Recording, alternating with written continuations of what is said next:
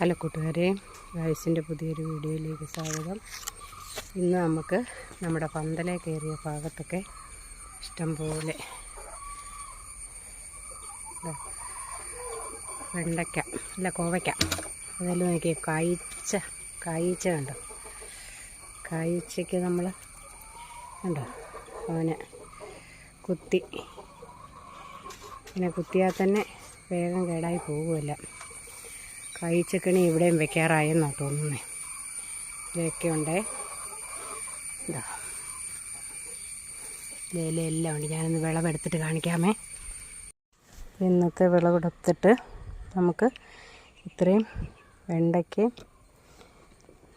ഇത്രയും കോവയ്ക്കയും ഇത്രയും വെണ്ടയ്ക്കയും കിട്ടി. മഴ അടച്ചു പിടിക്കുമ്പോഴത്തേക്കും കോവലിനൊക്കെ ക്ഷീണമാവും. എന്നാലും ഇഷ്ടംപോലെ പൂവിടുന്നുണ്ട്. ശരിയായി വരുമായിരിക്കുമെന്ന് വിചാരിക്കുന്നു. എന്തായാലും ഇത്രയും എന്ന് പറയുമ്പോൾ നമുക്ക് 2-3 ദിവസത്തേക്കുള്ള കറിക്ക് ആയിട്ടുണ്ട്. ഇനി പുതിയൊരു വീഡിയോയുമായിട്ട് നാളെ കാണാമേ.